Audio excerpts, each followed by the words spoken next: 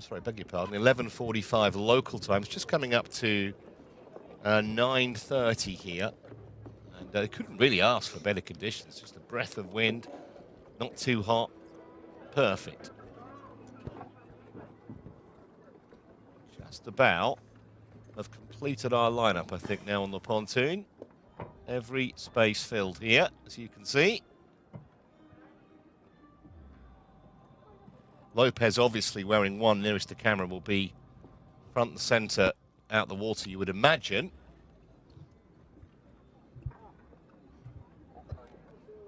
Always a tense moment here.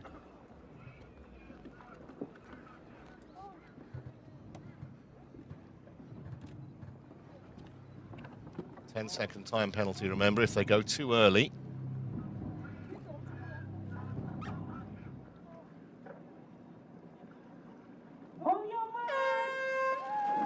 Well, to the naked eye, it looked okay. We'll wait and see whether there were any transgressions, but it looked fine. So 62 women for 750 metres, and Lopez already is near Sal. On the right-hand side is you, look. That's where the low-numbered women began to congregate on the pontoon already with a little bit of an advantage. But it's going to be interesting when they come towards that first buoy, because those women on the left are going to have to find a way to get across.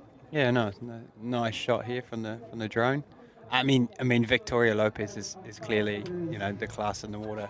We've seen that, you know, throughout the WTS races. You know, coming out of the water with Jess Lemouth means that you obviously can swim.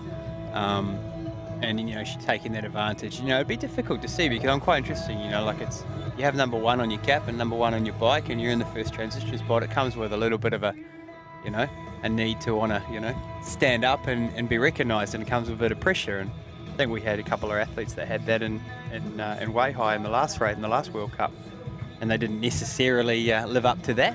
But it's something as an athlete you learn to deal with. You know, there's more interviews. You're asked to go to the press conference. There's a lot of things that are involved to sticking that number 1 on. Well, I mentioned she was second in the Pan Am Games. Yes, she was beaten by fellow countrywoman Luisa Baptista, and then the two of them were part of Pan Am Games gold medal mixed relay team. And although she's wearing number 1, she's never won a non-age group race, and she's actually looking for a first World Cup medal here. Not just a gold, but a medal of any colour in a World Cup race. Certainly made a very good start here, just a couple of minutes in the water. They'll be in there for less than 10 before they get on the bikes. And if she can set a pace where, you know, maybe there can be a limited number in the leading pack, that would obviously be a huge advantage, and it would obviously increase her chances massively of getting that inaugural World Cup medal. Yeah, I mean, and you also, we come to the World Cup races, and you know, there's a really bit of a beating ground for junior and under 23 athletes that we might see at the World Championships, but we don't always get a start in the WTS as they build their world ranking and get into the top 55 in the world. And there's probably some gun swimmers here that, you know, we haven't actually come onto our radar yet. And this is the beauty of the World Cup events, is that you're able to test yourself against the best in the world, and then, you know, be able to progress get that experience, and then progress that to the World Triathlon Circuit. Well, she's going on a merry way, isn't she, Victoria Lopez? It just looks so effortless, but that's what the best swimmers make it look like. You see it all the time with the men, and Henry Schoomer's a classic example on the men's side. Just look at it; it looks like a well-oiled machine. Yeah, swimming is like, I had it best described to me one time where you say, okay, if you can't feel good in the water, then you won't swim fast. And I was like, I looked at the person when they told me that, and I was like, well, that doesn't help me a lot, because I'm pretty sure that I can't feel anything. And it's just the fact that some people just have this ability to have their catch, have their hands in the water, and actually feel the water, actually realise that they are one with the water. The rest of us are mostly hacking around as quickly as possible and throwing our arms over as fast as we can.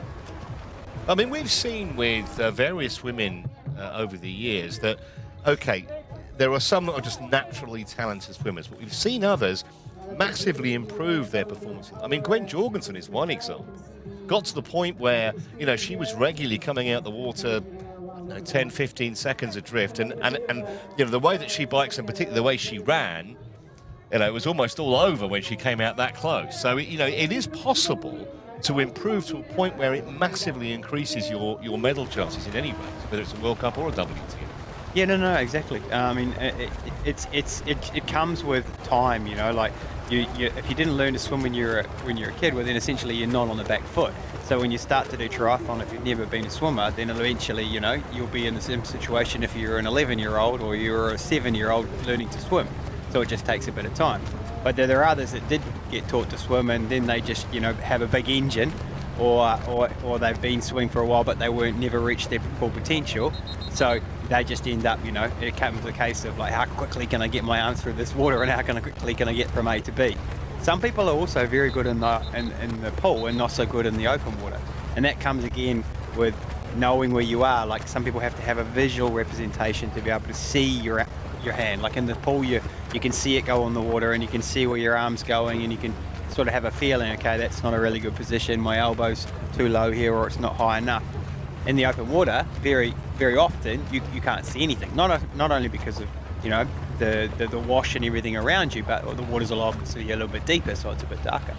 And the other thing also, of course, especially in a big field like this, doesn't affect Lopez, but those in the kind of the middle of that field, as we look at it there, you know, going around those boards, you can get knocked around a bit. You've got to be able to look after yourself as well as actually swim.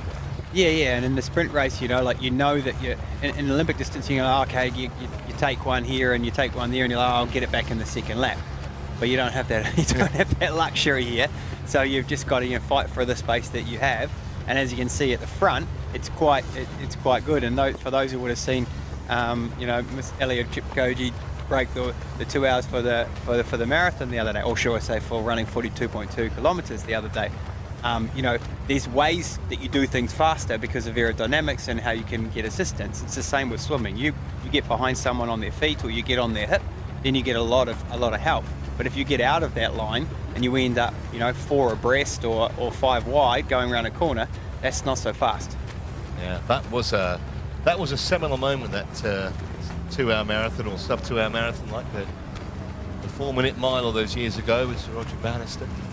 So they're getting towards the business end here of the swim, nearly 7 minutes in the water, and just going to be fascinating to see how many women are in this leading group. We saw in that previous shot there was a little bit of separation, maybe the first, I don't know, 10 a dozen maybe, but hard to tell until they actually come out, of course.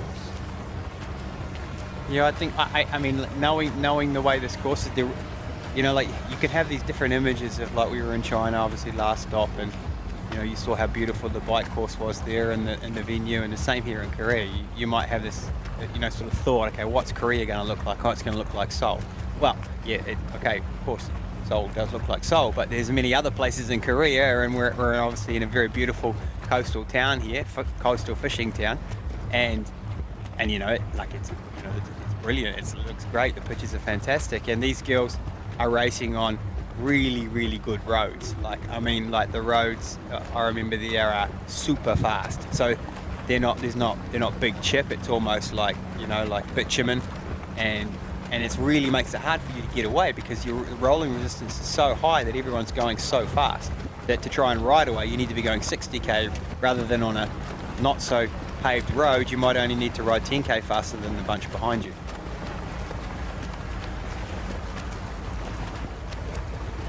Well, it won't be too long now before they come out, and then we'll get the first idea of exactly how many are going to be in this leading group. You can see the exit just ahead, so it's literally 8 minutes and change out of the water.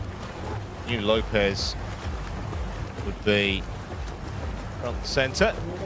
There's Alexander Bragmeyer in second, so a couple of ladies we expected to see there, and as you mentioned before, Trevor, on the walk down to the thing, and the good questions are where are the people the ladies that drive and will want to get to the front as quickly as possible. So where is Nicholas Berg in this breakdown? So we got 4 running down the transition zone pretty much together. Then There's a little gap back. Jeffcoat, Emma Yeah. Jeffcoat. No surprise that Jeffcoat's in that leading group as a little bit further back the women come out. I think I just saw Nicholas Did you Ferry see getting out Nicola? of the Yeah. water now, so that's 37 seconds, roughly. And for someone of her ability, that would be manageable for sure. Yeah, and like I said, it's more like how quickly will she get to the front. So will this front, with a front pack of girls, I mean, probably the best thing for the woman here would be that you don't want a too big a group, you know. If you get like 12 or 14, then it's pretty easy for 70% of them to sit on. But four, if they're all working and they're all spinning turns right from the start, it's a good number. It's a really good number. Just looking to find the gap. Got some official timings here on our computers. Julian Sanders of South Africa, 35-second back. She's a regular on the WTS Tour. So 4 of them up the front there. As we stand, Clay Michelle's 40 seconds back. Spirit 42 seconds was the official deficit. So you were far away. I need a Rubik's Cube.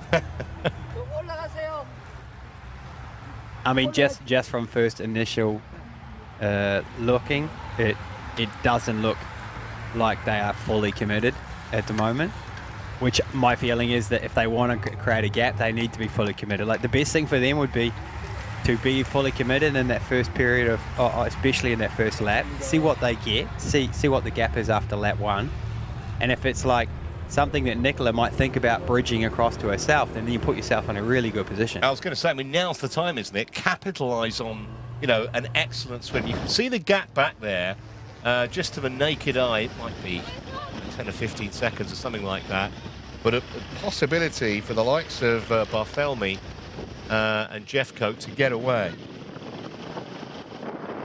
And as you mentioned at the start of the show, Trevor, like the ladies here are looking for Olympic points, and these rankings, you know, get you in the first WTS races at the start of the year, because those races are happening within a time period of each other that doesn't allow for re-ranking or a reselection process. So if you finish the year ranked in the top 55 in the world, then you're going to be, and you want to start in Abu Dhabi and Bermuda, then you'll get a start if your national federation is going to endorse you and select you. So it's really important that, you know, if you're sitting on the bubble at the moment, to make sure that you put yourself in the position where you know you got those early starts and put yourself right in the space thinking for Tokyo 2020. Well, just to give you a little bit of information on the timings out the water. So Bragmar and Lopez pretty much came out together. Then Jeffcoat and Barthelemy. Then the likes of Ribeiro of Portugal, along with Carvalho, her fellow countrywoman. Simone Ackermann of South Africa. Sandra Dode was 8th out the water from France. Then Nakayama and Steinhauser of Italy, followed by the likes of Perkins and Santos. But we have a little group of 4 here, and the gap, well, you can see it for yourself. Pretty much the same as it was a few moments ago, but it's a chance now, if they want to take it, to try and get away. If they don't, I suspect that chasing group will be with them in relatively short order. And as you saw from that long shot, you know, it's long, and whilst there are hills, and whilst like as we mentioned in the course review here, they're going up another one, the roads are straight, so you can see everyone continuously the whole entire time. You know where you are. The groups behind can really gauge their effort, and they either want to get, you know, if they feel like they're getting closer, of course they're going to keep going. But if they feel like they're out of sight, out of mind, that's a whole different story, and that's really hard to deal with. Yeah, just I mean the psychological, the damaging psychological blow of not being able to see those in front of you is obviously massive. Farmy on the front. Jeffcoat, Lopez, and I think Steinhaus is the other in that group. You got Valerie and Emma that have got tri-bars, so they were thinking that they might have been wanting to be in a breakaway, but I think Victoria doesn't seem to have, and neither does Zenith. No, they just got normal bars, so they won't be pulling too hard at the front. Well, just to the naked eye, it looks like they're being reeled in. And I think if you look back there in the third group, Yeah. the reason it's a single file is because There she is. It's a famous train from Lausanne. Yeah. Leaves very regularly from Zurich and St. Moritz. It's called the Spirit Express. Yeah, it's incredible, isn't it, really? 42 seconds behind out the water. She's now effectively driven what was the third pack into now a large second group, and they're only, I don't know, 10 seconds or so off that leading quartet. And I think like we said, you know, like this is where like individuals can change a race.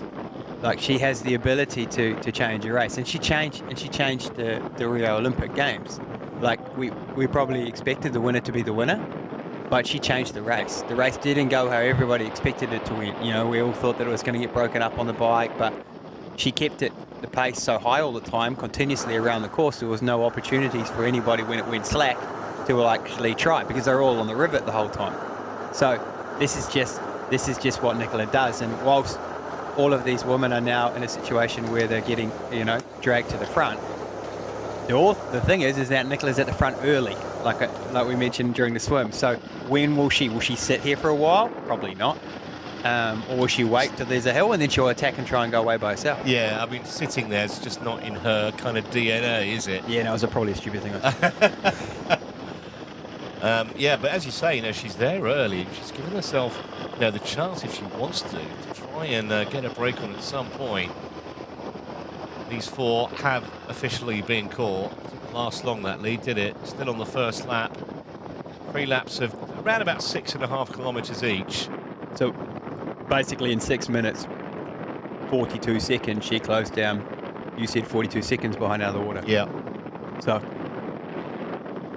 yep.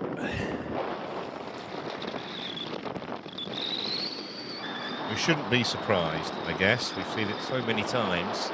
And neither should any of the women in this race be surprised, which means that if they've prepared for this race and their coaches have prepared, and as you can see, like it's single file, it's been stretched out, she's pushed up that hill, now they're on the back of the front of the front girls. Like, they shouldn't be surprised. Everyone should have a plan for this, and whilst you need to worry about your own race and you need to prepare and you need to be focused on what you can do, there are individuals in the race which will always affect certain areas. And Nicola is one of these athletes because she affects all areas of the race. So we have a fairly large leading group now. This first lap of 3. As we show you that overhead, that just gives you an idea of the numbers in that leading group. And there are a few stragglers not too far behind who look like they're about to catch on as well. Fair gap back. So it looks like we've got one lone cyclist, which is not a good place to be. Just maybe 20 seconds or so off the front group.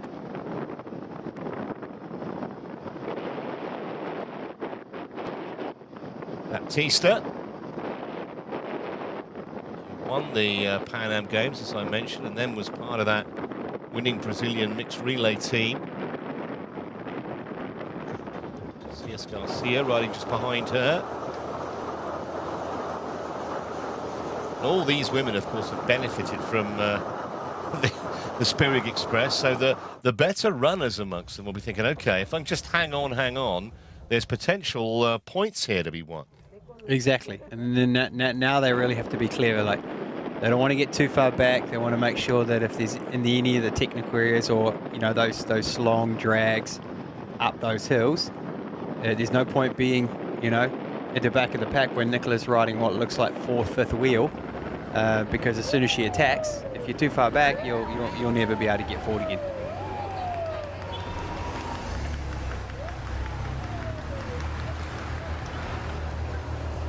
So not too far away now from completing their first lap.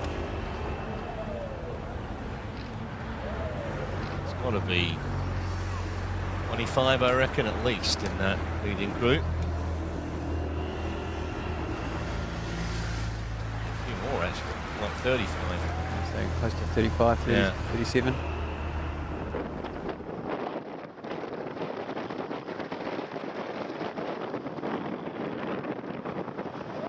It sounds like there's a little bit of wind out there. Yeah.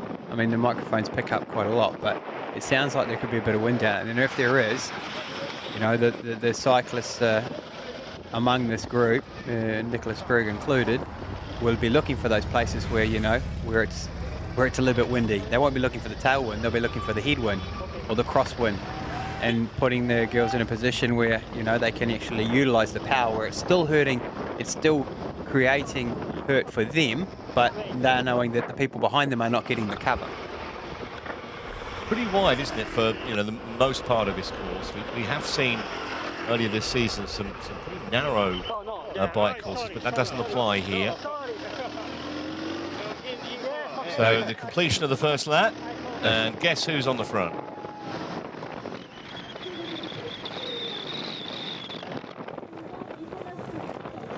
Yeah, there is just that you could just see a few flags fluttering away. There is a little bit of wind. Yeah, and if this is the, shall we say, the only place where you can, you know, assess the strength of everybody else, then this is exactly what Nicola will do. But I mentioned, you know, she's 37 now, Chris, 3 children. What is it? Just pure love of the sport that drives her on and makes them want to get to Tokyo next year for another Olympics? Look, I think Nicola would say that she's always looking to improve. You know, like she's putting back into the sport. She's now created a kids cup that's now going, or started in Switzerland but now going global. She's doing some wonderful things for the sport in general, and that of course comes, you know, not only with the fact that, you know, she's got a family now, but she doesn't want to see, she wants to leave a legacy that's not just race related. And I think that's fantastic. I mean, that's what the sport's all about for most of the athletes that traveled around the world and competed. The thing for me is that she reinvents herself. Like the Nicholas Berg that went to Rio was not the Nicholas Berg that was in London. Yeah. And this was not the Nicholas Berg that was in Beijing. And this won't be the Nicholas Berg that comes to Tokyo. Like, this is the ability of the best athletes in the world to reinvent themselves and then find how they can win in those conditions. We saw it in last weekend with Jan Frodeno. They can go from one place to the next, and they learn, and then they reinvent themselves, and then they go back and they dominate. Yeah. And this is what Nicola's done. You know, like, she's just has the ability to, with her coaching system and staff and her, you know, her team around her, to pull everything apart, have a look at it, decide what they need, put it back together, and then implement a plan.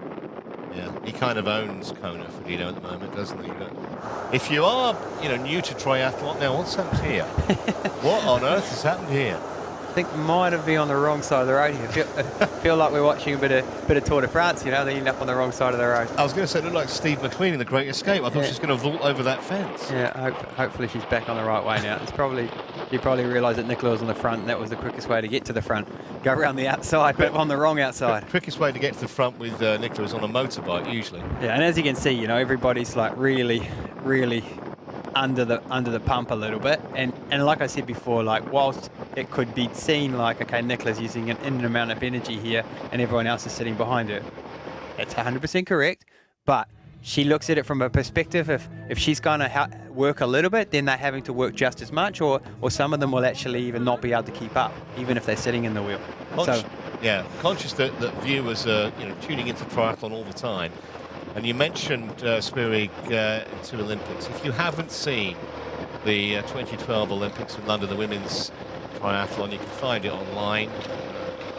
Just have a look at some point. You won't see a better finish in a major triathlon race. Nicola Spirig, Lisa Norden.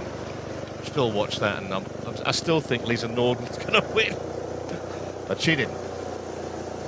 Nicola, actually, I remember I asked Nicola about it a couple of years ago, and she said she had no clue if she'd won or not when they crossed the line. No clue. Yeah, it was pretty close. Pretty close like that moment. But she's where she wants to be, right up at the front, although there is a long chain of pursuers, as you can see. Single file at this particular part of the course on the second lap of 3. And you know, like, again, it's a bit I'm making an assumption here, but no, Nicola didn't travel all around the world and leave her family to probably just roll around and you know, sit in the group because she thinks that, you know, she can wait to a run. A lot of these girls will be saying to themselves, okay, my best chance of winning this race is on the run. My best chance of making Olympic points is on the run, and so I need to position myself on the bike accordingly. And they're duly allowed to do that. That's part of the game in terms of non-drafting Olympic triathlon. But Nicola is not in this mode, so she's going to be forcing the bike and trying to make these women hurt as much as possible, so that when she gets off the bike, they're a little bit tired, and then she can compete with them. So around the 180 with extreme care. Such a large leading group, but no problems. And you can see, that's the thing, when you have a leading group of this size, someone does decide to go off the front and you're towards the back of that very large pack, it's very hard to respond. Spirig back on the front again.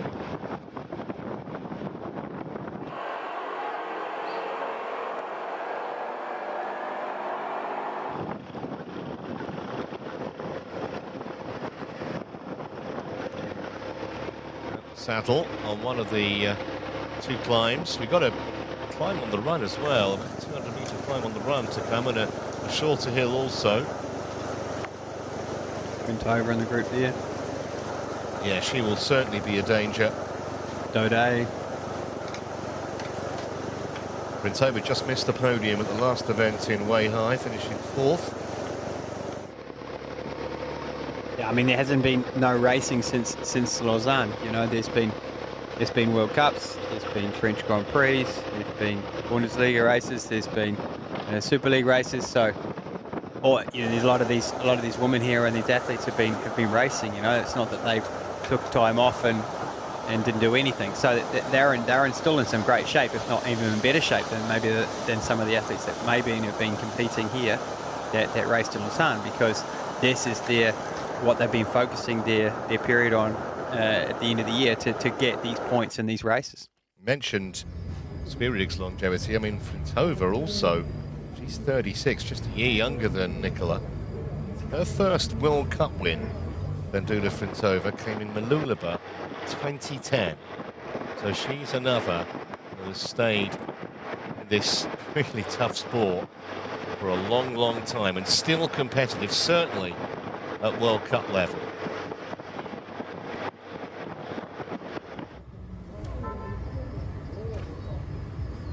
One thing you can probably say for sure is that anyone not in that leading group probably is good night. There's only chance of a medal this morning here in Tongyeong.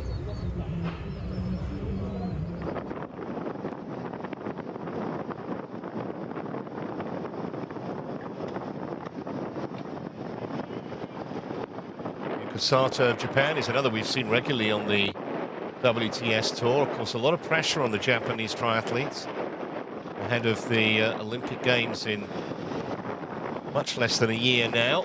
Probably more pressure on the women than the men. The men probably not really expected to trouble the scorers, so to speak, but certainly the women, a couple of them, Takahashi in particular, would have designs on a high placing in the Olympics.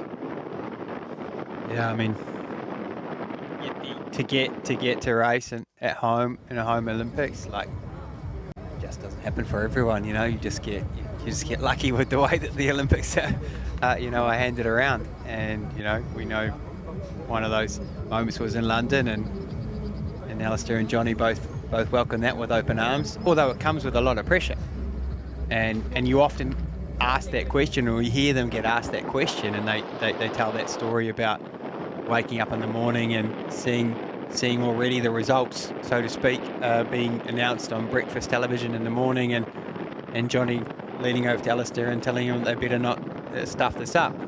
And this would sure happen in Japan as well, not with the extent that people will probably be expecting Yuko or I or anyone to take the victory. But they might have that on themselves. They might put that on themselves. Family, friends, sponsors. Well, you want to do yourself justice. That's really what it's about, isn't it? Especially on on home soil, obviously. I mean, for Takahashi, I mean, a top 10 is definitely attainable, and she may have designs to go better than that. Yeah, I'd say, yeah, exactly. I think she'd probably be looking for top 5. I mean, there's one thing, here's Nicola doing a little bit of an attack on any part of the course that she can find.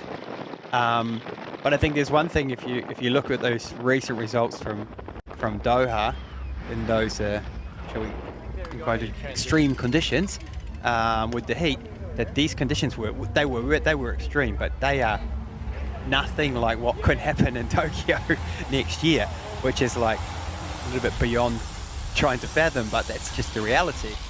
And one thing that you saw was that the Japanese had their best ever World Championships ever. Like they are used to racing in the heat. They are used to having these hot summers. They're used to preparing. So they're going to manage it just as well as some of the South American people and some of the other countries that have, you know, you've grown up and obviously in high heat acclimacy and all this type of thing, because some people, like obviously that come from England, it's going to be tough, but it's still possible. We saw that in the testing. So they take the bell at the end of their second lap, just 6.5 kilometres to go now, and it's looking less likely that there's going to be a break, or they wouldn't put it past Nicola to try something on this final lap. It looks like Annika Jenkins / Gomez on her wheel. I mean, the single file, you know, it's like watching, you know, leading into a sprint in the Tour de France, or, you know, one of the main tours. You have the teams, you know, they line up together and they get their sprinter in the wheel and they give them some shadow. Well, Nicola hasn't got a team. she's got 38 other women that are following directly behind her. But this is exactly what I was mentioning. Like, that's the only part it looks like that she can really like try to hurt them and stretch them out. So there's no point setting fourth wheel and going through there slow. So she's doing her best to make sure that there's a bit of sting in the legs before they get off the bike. So we're half an hour in, and the 37-year-olds rolling back the years. So just a little look back, just to see who's around, and this is one of those two climbs, obviously. So many. Claire Michel will be another that would have definite chances. She's an excellent runner, Claire Michel. I mentioned the good performances in WTS events this year. She's actually got 4 World Cup podiums in the last 5 years, but never won one. So there's a potentially a little milestone for the Belgian. But there are plenty in with chances. I mean, if we get 30 or 35 women off the bikes roughly together, it'll be pretty difficult to pick a winner. Yeah, I'm not sure if I'm guessing, but I'm not sure if IU8 is in that group. Is she? Or she is? Could be. Yes, she is. Okay. She's there. So there's another, and we know how well she runs on this course. Frentova herself. We've got Jeffco, Bartholomew. There's some.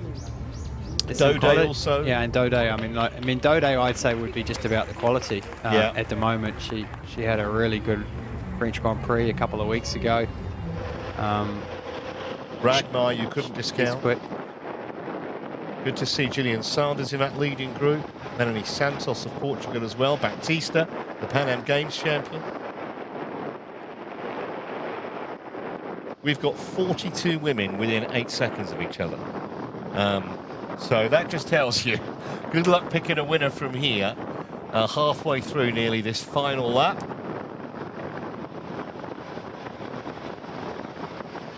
And this is where the fourth discipline in triathlon is so vital and often very overlooked by a lot of the athletes at this level.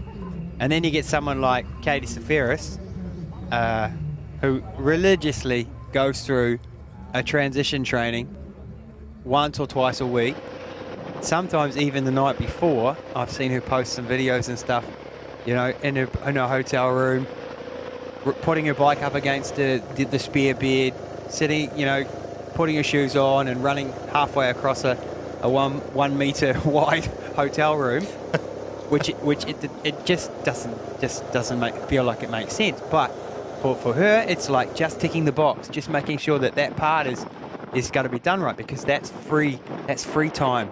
That's not time you have to get by doing a massive amount of energy. And if you're anywhere back here than 10 places, then you have to run another 5 or 6 seconds faster in the first kilometre just to get on the back, and that hurts.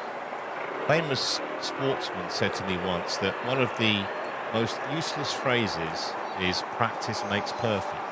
He says it doesn't matter how many times you practice something if you're not doing it right in the first place. Practice makes permanent. And that's the thing with someone like Katie, and you mentioned how brilliant she is in transition. She just has it nailed, and she just makes sure that she regularly oils that so that it stays that way. And in a race like this, where you've got so many women looking like coming off the bike together, you know, a bad transition effectively can kill your chances. So we'll keep an eye on that when they do come around for the last time. And I can see Mandula Frentova and Melanie Santos at the back, and for me, that's going to be hard to get from there to the front, especially if Nicola keeps driving the pace. If it slows up, then there's an opportunity. You know, you can shoot down the outside or take a gap if you can.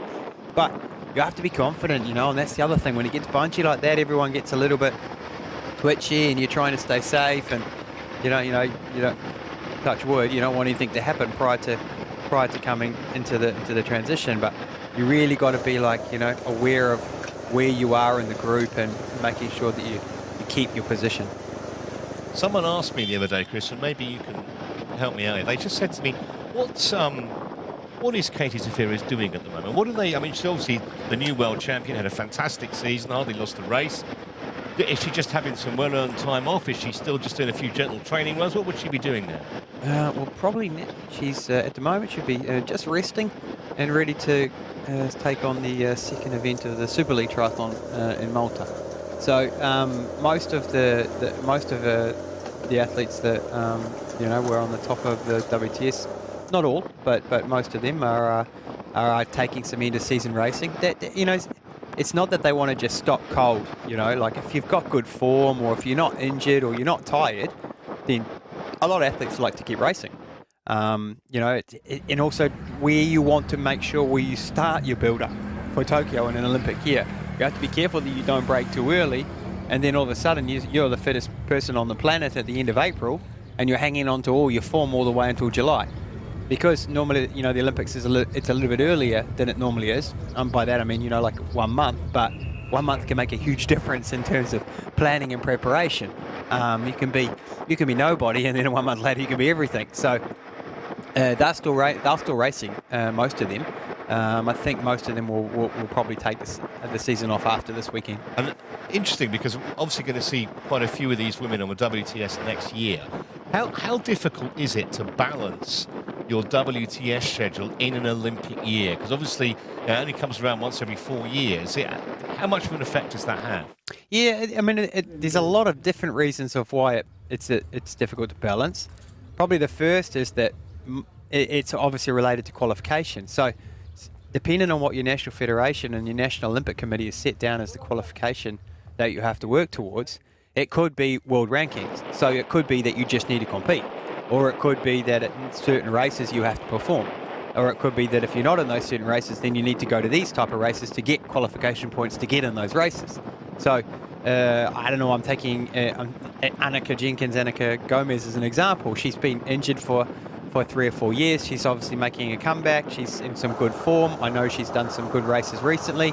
This is an opportunity for her to do well at a World Cup, but if she was to win this race, this is not going to get her selected for the Olympic Games. But it would get her into a race or into a pool that she could end up being then involved in the selection process. So there's you know, it's affecting different national federations more than others. Then there's the smaller national federations, which are clearly based on your Olympic ranking, and you got to do the races. So the World Triathlon Series events have more points, and if you can get into them, then you can get more points. But if you can't, then you need to get as much points as you can in the World Cups. Well, not too far away now from the finish on the bike, and as you can see, a huge group of women. It's just a question, yes, Biribrat at the front, be an advantage to at least get towards the front of that group, because there can be a lot of congestion coming into T2 when there are this many in the front group. Spirit way too experienced to want to get involved in any of that. So she's on the front. A few others involved in this lead group we haven't mentioned. Lottie Wilms of the Netherlands is also in this leading group of 42 women. Coming off the bike imminently, and then it'll be down to a 5K run. And inevitably you get that we'll know pretty soon, you know, who are the ones that are going to be in good form today. There's the ones that won't be up front because they won't transition well enough, or they prefer to sit back a little bit and, you know, let everyone sort of get around them. And I think, like I can see, Claire Michelle's maybe a little bit too far back there. They might take a little bit longer to get to the front, but after like 1 or 2 kilometers, we'll know the ones that are, you know, either going to push off the front or they're going to come from behind. I see Ayueda there, she's quite far up, so that doesn't bode well for many of the ladies. So Spirig will go to rack her bike with 17, so a third of the way from the front, roughly. Just where she wants to be, with the likes of Steinhauser and others. Lopez, of course, is there. Korean out front early. Great transition. Spirig away. Cover of the Czech Republic. It's a fantastic transition. Anyone would think that she rode with the running shoes. That's fantastic. You take 10 seconds out of everybody else, you come in together, that's something. And Ueda in second, already pushing the pace. That familiar running style with those arms all over the place, but it works for Ueda. There's something about horses for courses. Ueda won this race 12 months ago. She has had issues with injuries, but she's back and fully fit. Dode is right there, as you can see. But this is good for Kim. And now Ueda hits the front. Ueda and Dode. It doesn't take long, does it, as you said, for class to rise to the top in the run? Yeah, I mean, if you're feeling good in a sprint race, you gotta get there and early, and you gotta push the pace early, and you know it's the ones that we expected to see there are already there, really forcing the hammer. Jenkins of New Zealand in a great position as well as Dode hits the front. She's a bit of a front runner, Sandra. She doesn't, even though she's diminutive, that she doesn't. You know, you think that someone like her might want to tuck in behind a taller athlete, but she just gets in her rhythm and she just goes for it.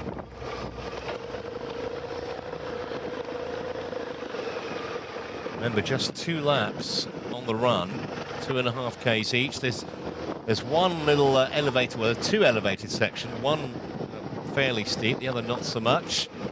But Dode trying to do it from the front with Ueda and Jenkins in third at the moment. And Nicola looks like she's just trying to find her feet a little bit. Yeah. She'll look like she's just get into her rhythm. This is quite, I remember this part of the course. It's very, left, right. You have to run the straight line, but the straight line is single file. So, you know, you don't want to be too far back because there's no passing along here. Well, concentration is key. This kind of a course, and Dode trying to do it the hard way from the front. Ueda maybe 5 or 6 meters behind, and then there's a further gap back. But we've seen Dode before, not just in individual races, but also to great effect in the French mixed relay team, where obviously they've got such a strong squad. It's almost a production line on both the men's and women's side. But Ueda is not letting her get away. She's trying to hang tough, the diminutive Japanese. 27 career wins. She won the Nur Sultan World Cup race back in June. She's actually had a really interesting season, I think, Ueda, because she was lapped in 3 straight WTS races this year, Bermuda, Yokohama and Leeds, and then showed the courage to come back 18th Montreal, top 30 in Hamburg. She won Cape Town World Cup start of the year, and is going to try and defend her title here. Yeah, she broke her collarbone, Yeah. unfortunately, and that really hurt her because, as you can imagine, the swim's hurting already, and she'd be the first person to admit that. So, when you have a broken collarbone and then you can't swim, that's for somebody that's already having issues swimming, is not good. And she really, I spoke to her numerous times, and she said it was really long and really hard for her. You know, like it's quite emotional. You just speak to her in Japanese? Oh, Japanese is fantastic, mate. I could start already, but you know I don't want to digress. Fair enough. Well, these two have put some distance between themselves and the chasing pack. Dode of France with Ayueda keeping her in her sights, and they're suddenly a good 35 metres clear. Just trying to see who's in third place. I think it's Nicola Spurrier leading that chase group, which is like she'll get into her work, you know, eventually, and she'll start. You know, she wouldn't have wanted to run out too fast because that'll be where everyone's hurting. And there, Claire Michelle finally came. So Claire Michelle was third to last off the bike. So she's running the same pace as a good example of what we spoke before. She's running the same pace as those girls in the front, and you can see that she just passed those other girls like they were standing still. But if she'd been off the front, she'd be with these girls now. So she might have just, you know, wanted to keep out of it and play it a bit safe, and you know she's really going to have to work. She uses this hill, she could get on them. It's going to be a big ask though. She's definitely run at least 7, 8 to 10 seconds faster for the first kilometre than these girls have, and these two ladies are obviously flying. Ueda now on the shoulder of Sandra Dode. And looking pretty relaxed too, the Japanese. I tell you what, with so many in this race, that experienced women, you would say, because we've mentioned obviously Spirig, we've mentioned Vendula Frintova. Ueda is 36, Claire Michel is 31. Just shows you there isn't really, like a lot of sports, you'd say maybe, I don't know, a footballer's in his prime, in his sort of mid-late 20s maybe. Not the case with triathletes. It's just a very kind of varied thing. Some triathletes be brilliant when they're in their early 20s, and some just go on and on. Spirig, Gomez, a whole host of them. Ueda's looking really strong to me, I've got to say. And she loves this course, that's clear. Yeah. She knows it well. It's a short trip from Japan. You know, it's she always runs downhill quite well. I mean, Sandra will do well to get back on here and get on her shoulder. It looks like I said, you've got Claire Michel trying to come across that gap, and maybe Annika Jenkins, is it, or is it Sophie Chase? It's on the back there. Well, full marks to Dode, because it just looked momentarily as though there might be a break on, and you can see Claire Michel and Chase is right there too. Chase trying to hunt down Claire Michel, and there followed by Nicola Spirig, who's currently racing in 5th place. They're having a rare old battle, these two at the front. Ueda and Dode taking some liquid on board. Yes, so Sophie and Claire were 14 seconds behind out of transition. So they've run nearly, I mean, at the moment they're 5 seconds adrift, so they've run 10 seconds faster over the first K just to get to that point. And the girls they're not mucking around. So if they can close that gap, then they're clearly the fastest out there. But you know, like I said, it takes a big effort. Oh, she's looking good. Yeah, very relaxed, Claire Michel. Sophie Chase, by the way, is not a name that we see on the WTS tour with any regularity, but there are so many great American women. That would be tough when you look up and it's not just Katie Zaferes, obviously there's a whole raft of them. But if she has a good performance here, that'll do wonders for her. Yeah, and I think she comes from this collegiate program that they've been working on, USAT, for many years now, and come through that system. And you know, they've got such a wealth of depth to be able to get into that collegiate side of things, and ex-swimmers and ex-runners, and then, you know, take them through the systems that they've created. I think that Barb Lindquist started way back when, that Gwen fell into, that Katie was involved in at one point in time.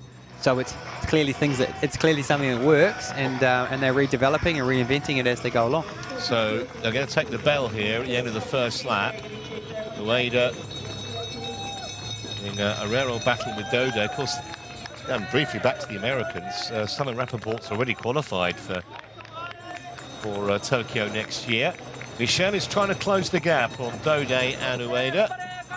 She's got 2,500 meters to try and get with them. Yeah, you just kind of feel like if she just gives an effort now, and you get onto the back here before you get to the twisty, turny part that comes back past the transition on the seaward side, then this will be the winning for the race for those, potentially for those two in the back, for both Sophie and Claire, because you want to get on before you get to the hill. If you're not on before you get to the hill, it's going to be pretty tough. I know that for a fact. From painful personal experience. From painful personal experience. Dode and Ueda with probably a 20-meter advantage over Claire Michel. Then Chase, then Spirig, currently in 5th place. But these two have had it between them from the start. To the naked eye, maybe Michel just closing the gap a little bit. Chase a further 10 meters or so back, hard to tell. Yeah, and this is where you kind of hope that Claire kind of hopes that Sandra and I might want to oh, do you want to lead? No, maybe you lead, and that little sort of moment of indecision that gets you back another meter. They're onto what it's a little bit like not tartan, but different surface here, and if you're a track runner, and that's where Michelle, both Claire Michel and Sophie Chase come as a background. You can get up on your toes and familiar territory. But the little ones are going through here pretty quick. It was interesting, we saw just a couple of seconds ago, the two leaders just both look back, so they know exactly where Claire Michel is. They still have a decent advantage around about halfway into this final lap, and Dode hits the front again, trying to shake off Ueda, who is extremely resilient and not going away at the moment. I don't think Michelle is making a significant impression as of yet. Hard to tell to the naked eye, but I don't think she is. That gives you an idea of what she can see. Yeah, it's just on the back, but like I said,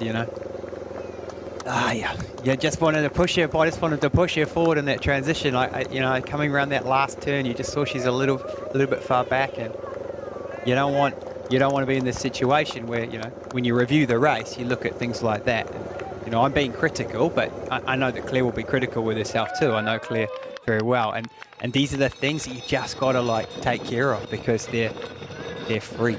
That you don't have to work hard to get that, to get those 10 or 15 seconds there. Well, she's got to be careful also, because Sophie Chase isn't that far behind her. It has the potential to knock her off the podium. It looks like it's going to be a two-woman battle up front between Ueda and Dode.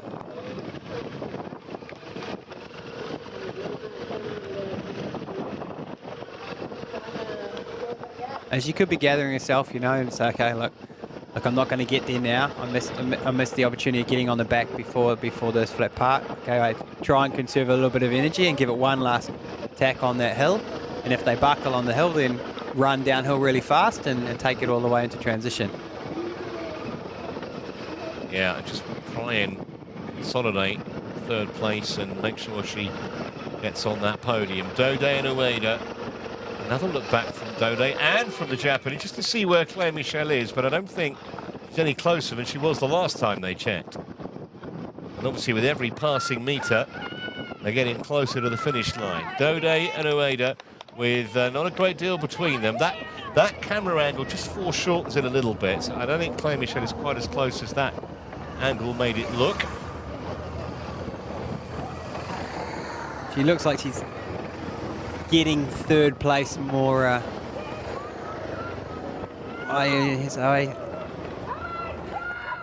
Yeah, you got a feeling that one of them is just going to go. Ueda on the shoulder of Sandra Daudet. They both keep looking back to check on Claire Michel. I think the race is between these two. Maybe Claire Michel's made up a little bit of ground, but she's running out of real estate, and Daudet head down. Ueda not going away. We're at the business end now. Nearly 54 minutes into this Tongyeong World Cup race. Oh, here she goes. She's giving it a little bit now. But when we watched the first lap down there, we saw that Daudet ran downhill faster. Yes. So well, it's the first genuine attack on this second lap from Ueda. And I'd back Daudet in a sprint if she can get there. But looks like Ai's got like a bit of a gap. So Sandra will really have to work on this downhill again. Yeah, this was where she managed to get back into it last time, but Ueda has a 5, 6, 7 metre gap now and a massive psychological advantage. Claire Michel looks booked for third. I don't think Chase is going to catch her. And Sandra trying to get back on again, just like she did in the first lap. Yeah, this is not over. It's quite, yeah, no, that's quite measured. Now the point will be, will she go straight past her or does she wait? Go straight past. Well, this is absolutely fascinating ding-dong battle up front. Ueda had a 7 or 8 metre gap, and on this downhill section, once again, Daudet is at the front. We've seen some close finishes here in Tongyeong before. We've seen Bevan Doherty and Brad Callerfeld skidding across the carpet, both claiming victory with hands in the air.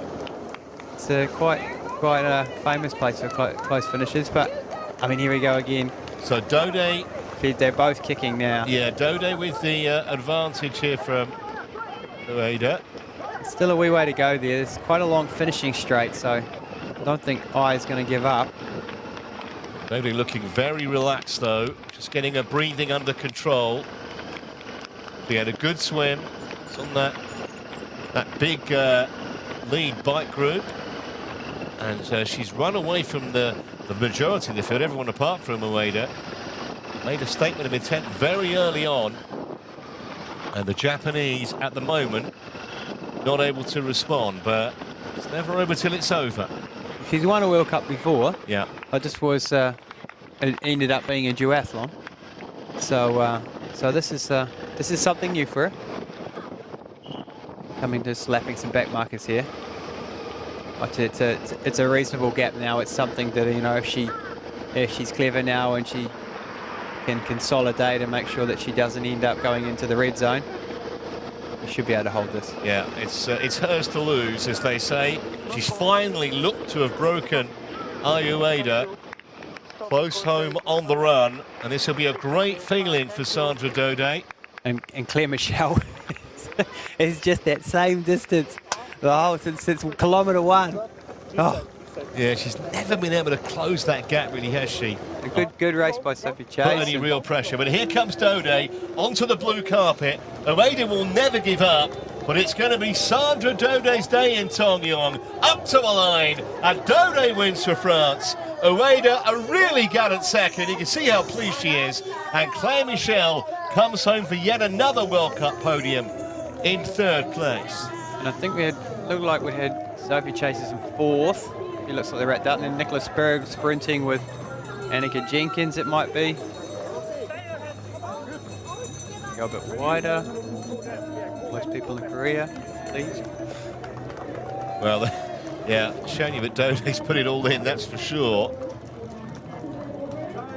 But we know the 1, 2, 3.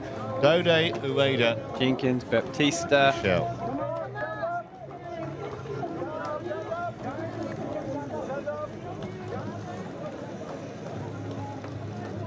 A pretty good representation of him. What about Daudet's potential Olympic chances, Chris? Because you got Beaugrand, obviously, and a couple of others too.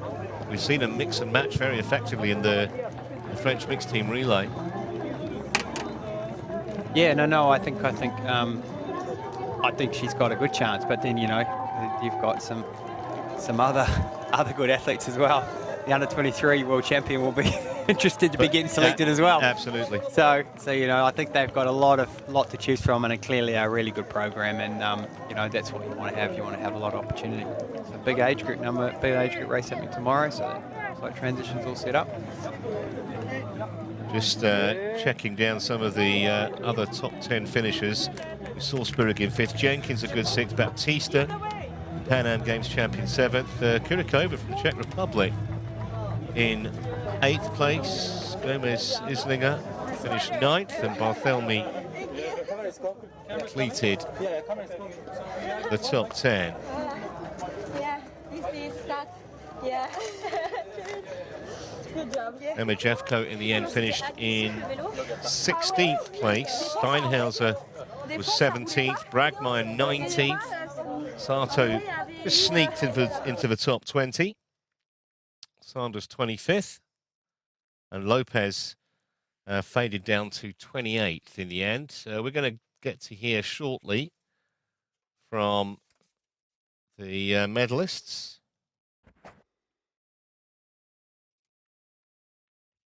Yeah, I think everyone looked pretty happy. Sandra's somewhat relieved to get her first World Cup win in a triathlon, and the other two ladies very happy to be on the podium and probably looking forward to going to Miyazaki with that type of form, and you know, racing in front of a home crowd and trying to go one better. Just getting the interview sorted out for us down on near the finish line.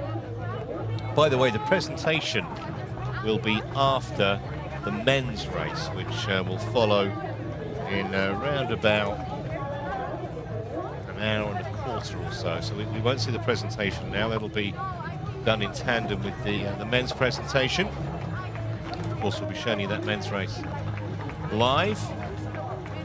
So join us for that, but we'll stick around here to hear from our top 3. Dode Ueda and Claire Michel.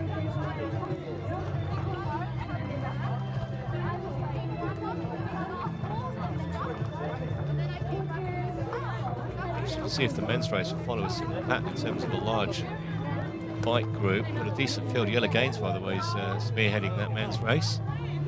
Seen plenty of him on the WTS this year.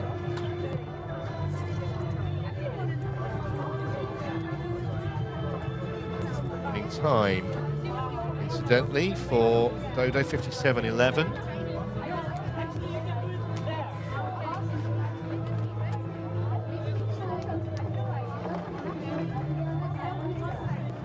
Some of the lower-ranked triathletes still finishing. Gima and then Boucher.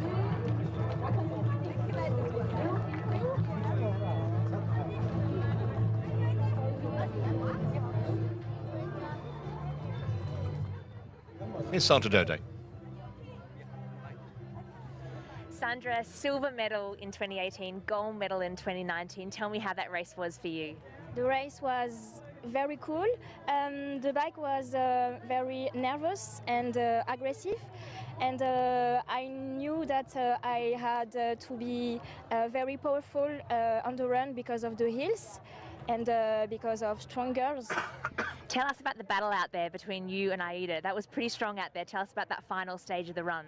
I didn't know what I did in the moment, but yes, I gave everything, and that's all.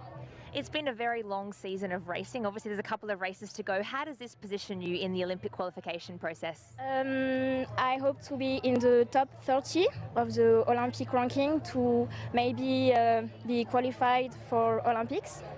Now, in French, tell us what this gold medal means to you here in Tongyeong. Je suis vraiment très heureuse d'avoir gagné cette médaille d'or. L'an dernier, j'avais gagné la médaille d'argent. Aujourd'hui, j'espérais faire aussi bien, voire mieux. J'ai été très émue de gagner cette course et je suis très contente parce qu'il me reste encore quelques Coupes du Monde et c'est de bon augure. Congratulations, gold medal today in Tongyeong. Well done. Thank you.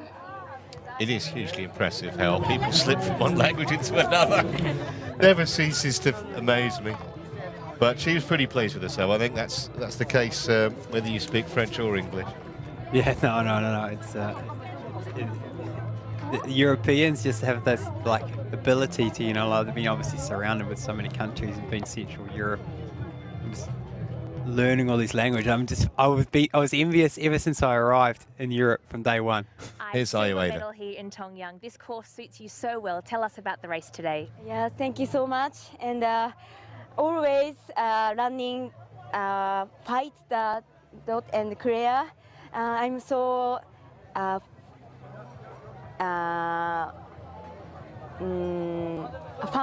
fun the race. And 2 months ago, 3 months ago, I'm injured and come back to get the podium. I'm so happy. Just tell us about those final stages of the run. I mean, you tried to pull away and then there was a very strong battle between you and Sandra. Yeah, Sandra is a very good runner, and me too that run the fast, and today she's win. Yeah. And tell us what's next for you this year. Next race is Miyazaki, the hometown. I hope so win. A very impressive performance today. Congratulations. Yeah, thank you so much. Thank you for cheering me. I'm keep going. Yeah. Thank you. Always got a smile on her face, and she's had some really impressive World Cup performances this year, especially bearing in mind, as you heard her say there, the injury that she had, collarbone. So yet another medal for Ayueda. And we're going to hear in just a moment from Claire Michel after yet another podium. Not yet got on the top step of it, but here she is recording. Bronze medal today, Claire. You came here very relaxed. Tell us about that race setup today. Yeah, I think, I came here with a lot of goals, specific goals for myself on things I wanted to execute. I did some of those, and some of those, I think maybe cost me a few places on the podium, but I know my coach watching is probably going to be like, second transition, but sorry, Paulo. Anyways, so happy with some things and some more progress to work on for Miyazaki. Just take us through that bike. I mean, there was a massive group of girls out there. What was it like out there?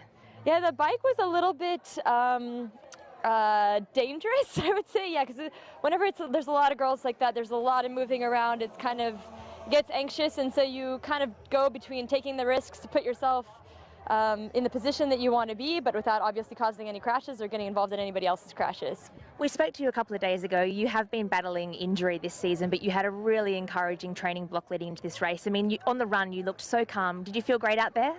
Yeah, I felt pretty good. Still, like I said, still some things to work on, but happy with the progress. There's a couple of races to go. How does this sort of set you up for an Olympic year next year? Like I say, it's always, all you can do is just really focus on the process, and that's what I'm doing, just one race at a time, and keep working on the things I can improve on and things I can control. Bronze medal, Tongyeong. Congratulations, Claire. Thank you very much. Well, I hope you've enjoyed our coverage of this women's event in Tongyeong, and we'll be back in around about just over an hour or so for the men's race. And as I mentioned, Yellow Gaines in a big and quality field for that race. See, they're just starting to sort out the position zone for the men's race. We'll be back for that. But just the final reflection, Chris, on the women's race. Dode excellent. Ayueda clearly very happy with her second. Yeah, no, I think all the women were very happy. Like they mentioned that they came here to get some points and to get the job done. And whilst they still got something to work away for 6 days' time in Miyazaki in Japan, very happy with the result. And I think it was a great race. I think competitive and exciting finish. Hopefully more excitement to come in the men's race. We're back for that. See you in just over an hour. Bye for now from Tongyeong.